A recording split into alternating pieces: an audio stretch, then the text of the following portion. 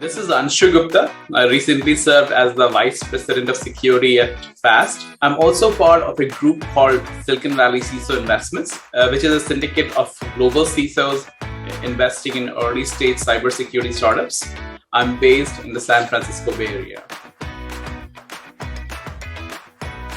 First job sometimes define you as a professional. For me, my first job was actually at the university where I served as a IT lab assistant. And it's interesting, I didn't get the job in my first go. And I asked the people who were hiring, why didn't you get this job? And they said, hey, Anshu, you came in, you're very intense, you're very focused. But one of the very key things in customer serving roles is that you come across as friendly, as approachable. And it's interesting, one of my peers who was in mechanical engineering got the job and I was a computer science grad. But I took the feedback to heart and I cleared the interview the next time. But it taught me a very important lesson that having a service-oriented attitude, having, especially if you're in a customer-facing role where you are providing services to different stakeholders, is very, very crucial. In fact, in my teams, one of our core values is service-oriented attitude. Apart from visibility and accessibility, having a service-oriented attitude is something I deeply care for. And that first job created that deep impression or lesson learned in my mind. The first thing I would advise any startup trying to crack the enterprise market is, for enterprise, especially if they're dealing with any regulated data, the legal or regulatory risk is something they cannot transfer. So if you are not compliant to any of the regulatory standards, especially if you're dealing in regulated data, it's a no-go. So I highly recommend that try to get your SOC 2, the HIPAA, the PCIs of the world as soon as possible. And literally, this could be the key differentiator between you and your competitor. Many times, I will have one choice to make between two different startups. And if if the other startup has a compliance certification, even if they're not the most innovative, even if they don't have all the bells and whistles, I would end up choosing the one from a risk management perspective, which has a compliance certification. Second thing I would say is early on, develop and define a product roadmap with enterprise-grade features like single sign-on, logging, and so on, role-based access. And you can do it in consultation with your design partners, with your potential customers. And again, when you're small, you cannot build everything at one go. You do have to iterate over time, but having that product roadmap is really helpful in terms of prioritization. Third one, I would say for startups, that many times the space in which they are tend to be very noisy. And this is where they can punch way above their weight when it comes to educating your customers, to creating this buzz and hype and excitement about a particular domain or problem they're trying to solve. And earlier we used to say, sales is everyone's job. And I say like the next version of that is that, educating the customer, educating the market is everyone's job.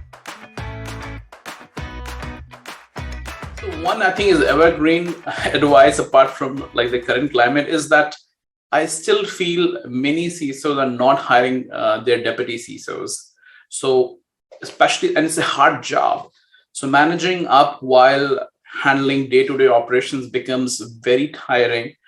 And many of the CISOs face burnout. And in some industries, especially financial industries, you are required to have a deputy for succession planning. But most of the companies I work with don't have this deputy CISO function well defined. So literally when CISOs transition between jobs, there's a gaping hole for at least 5 to up sometimes 12 months. There is no one at a security leadership level because these roles are very hard to hire. But had the company a deputy CISO, then one, you don't have an operational gap, and two, you are building the next level of talent for security leadership. Second thing, which is there's just not enough people to do the job. And this is where investing internally and externally people who are identifying people who are interested in security, upskilling them in different security functions based on skill set. For example, someone in help desk function could very well be your next security operations center analyst. So investing internally and externally, finding places where you can tap into this people as interns, having a solid internship program. And again, this is something which I don't see often, is having a well-developed cybersecurity internship program.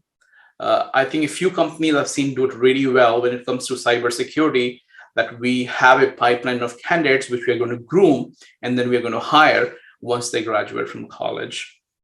The third thing I would say, which is I think is a mind shift, which is from day-to-day operations, security folks need to get into this educator mindset. We used to say that security professionals are risk management professionals. We help you do risk management. We put controls in place to make sure you don't have the next hack or the data breach. But I would say that we are also educators, and we make sure that everyone, every function, subdomain, different stakeholders, we train them to do security, because security is not one person's job. So we have to get into that mindset of being educators, that we're literally teachers and we're educating different functions, different stakeholders, and how to do security in their domain, be it product security, be it IT, be it HR, be it engineering, and so on.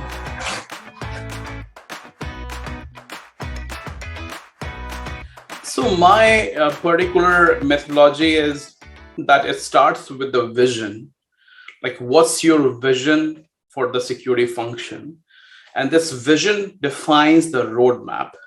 If you don't have the vision right, you will not have a good roadmap, which will translate into not good tactical projects which you can execute on. And this vision and this roadmap comes from the risk, the domain the business is in, the risk tolerance the business has, and that's one. Second, for me, for having a successful security function, it's a lot about people management. Like, you hire very smart people, but at the end of the day, you have to keep them intellectually satiated. You have to make sure they're motivated to do their job. They're learning. Security is an ever-changing function, and they are learning on a day-to-day basis. So you have retention, you have longevity in these roles.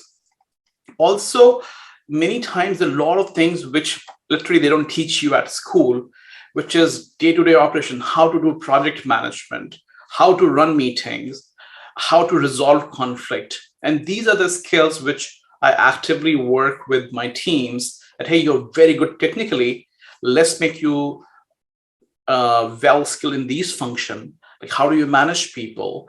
How do you build your own personal brand? How do you start sharing your knowledge in a more structured fashion, be it speaking at conferences, be it writing blog posts, and so on. The other thing which is also very important to me, and which has helped tremendously, is creating these feedback loops. Always asking for feedback. What can we do better? I'll give you one example. Many times security teams will function in isolation. But if you create structures like office hours, like literally anybody in the company can come to you and talk about any concerns, about questions they might have, or sending NPS surveys that, what are we doing good? What can we do better? What do we need to stop doing? So if you create structures like this, you're getting continuous feedback, which helps you to become better at your role. Next one I would say is just having a data-driven approach has helped me run teams fairly successfully, which is, how do we make sure that we get a state that what's happening right now, and can we successfully demonstrate a downward trend in key metrics, be it cost savings, be it like reduction in number of incidents, that how are we actually helping the company's bottom line.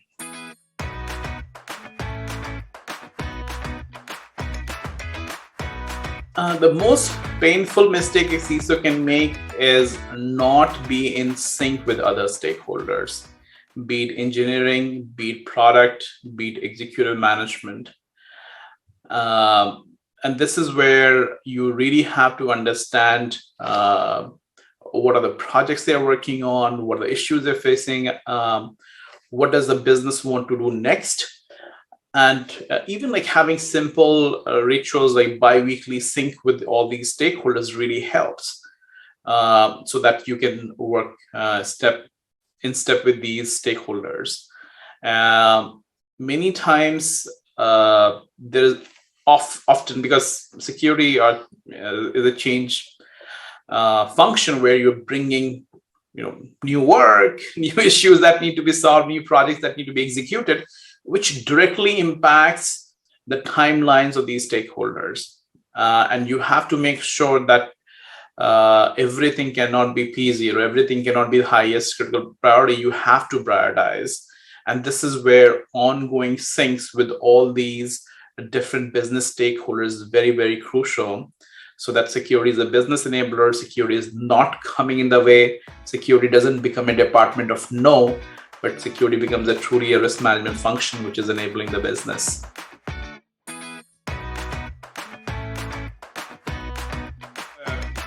One very, very real problem we are facing is around ransomware.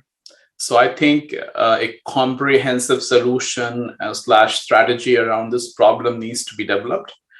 And the product companies need to come together. And I think there's some effort going on. So for example, the government of Netherlands has nomoreRansomware.org, where they're trying to bring the community together to fight this issue in a unified fashion.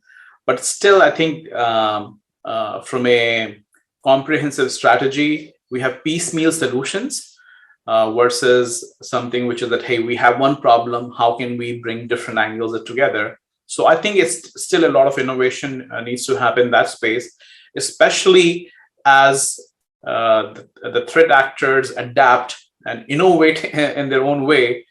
How do you keep up with them in terms of anticipating that this could be the next version or the next generation of ransomware? How do we prepare ourselves versus we are always playing catch up? So that's one domain. Second one, I think, again, fairly well discussed, well known as supply chain security, which is how do we make sure that any third parties, either the code level or at integration level, doesn't impact us. So we can have the best security posture, but if our partners, if the code we use is not secure, it does end up creating vulnerabilities.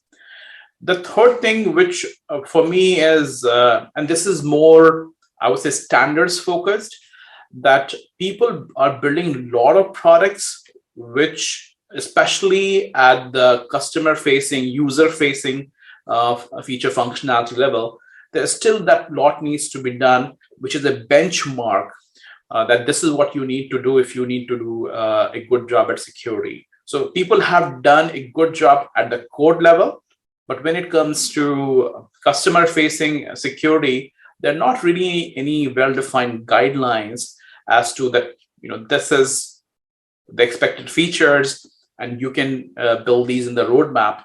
Typically, people will rely on the experience of knowledge of developers or product managers who have built such security functions, or maybe the customer is asking. That's how these product security features get built. But there's no standard per se that, hey, you should start with two-factor authentication. You should have logging and monitoring within the solution. You should tell when backups were taken. You see any abnormal logins, and people have to rely on third-party tools to get this information out, and which, by the way, is not very easily exportable. So even these security solutions, which are trying to get the security information, have to hack their way around versus it being exportable via an API or other means.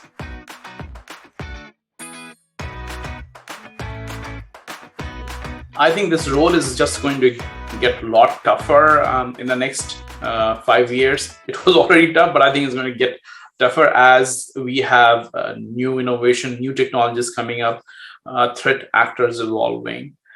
And I do feel that the CISOs will have to continuously upskill themselves, to be able to give the right guidance to their teams. The other thing I also feel is that, and again, this is just me, that, hey, I see this happening in the future, that there might be legislation which might be coming, which includes CISOs as responsible parties if there's a data breach, which creates personal risk for CISOs if you're included in a lawsuit. And it's still, I feel there are not enough protections in that case, where if you leave the job and if you're named in a lawsuit, who covers your legal fees? So we have to make sure that CISOs are able to do a better job at personal risk management if they're going to be named parties in a potential lawsuit. Yeah, and one thing I have already seen this happening, that the community is coming together in a big way, where we are asking this question, like, how can we get the lawyers out of the way? How can we collaborate together to share incident information? And there was a beautiful thought which was brought up recently in a discussion, which is, when there is a fire, you typically borrow from other fire departments to put out the fire. But we don't have that modern security right now because of confidentiality concerns, and we want to contain the breach, and we're still trying to figure out what's going on. So once that model is well defined, that we can leverage on a large pool of resources and help each other in cases of need, I think that would be beautiful as well.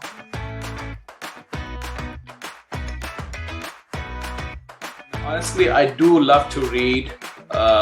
You can be in the company of great minds sitting at your home. And in fact, I'm reading a book called Israel's Edge, which is about the creation and evolution of the 𝐇𝐞𝐭𝐳 program. And it's fascinating, the journey of that program. I also listen to a lot of music, and that helps me, relax and recently I have taken up a little bit meditation as well. I'm still not very good at it. Your mind wanders, but I'm trying to get better at meditating regularly, even if for a short amount of time.